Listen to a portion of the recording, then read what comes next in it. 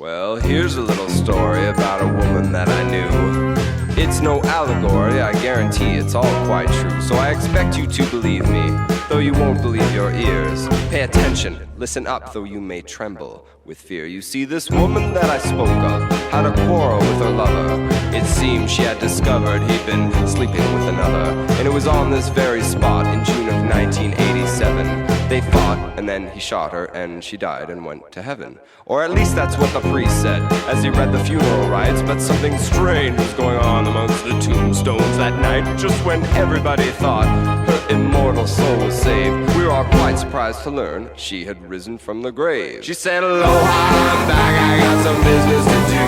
I'll be back in my casket before the night is through.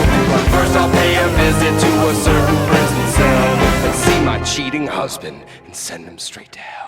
We were speechless as she left us to find the fiend she'd married, till someone said, "She's looking good for a girl who's just been buried. But you know, we ought to stop her. Should we call up the police?" I said, "She's the living dead. They can do as they please." Besides, she was heading right to the station house herself, where her husband was awaiting trial in a holding cell. The sergeant was surprised to see a corpse walk through the door, but he said, "Sorry, ma'am, visiting hours are 2 to 4. She laughed and said, "I'm dead and I don't have all day, so if you'd kindly stand aside and show me the way." And the sergeant said, "Oh, okay then, he's in cell number 6. Besides," he thought, "I really don't get paid enough for this." He was sleeping on his cot when she came into the cell, and ever since the murder, he had not slept very well.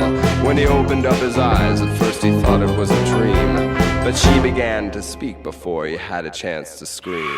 "Aloha, I'm back, I got some business to do. I'll be back in my casket before the night is through.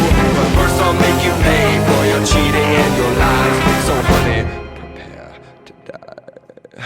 Some say it was a heart attack, some say it was a stroke, and some will say the whole thing was invented just as a joke. But I tell you, it's a fact, it all happened right here. When he saw his undead wife, he simply died of fear. "Aloha, I'm back, I got some business to do. I'll be back in my casket before the night is through. But first I'll pay a visit to a certain prison cell and see my cheating husband and send him straight to hell."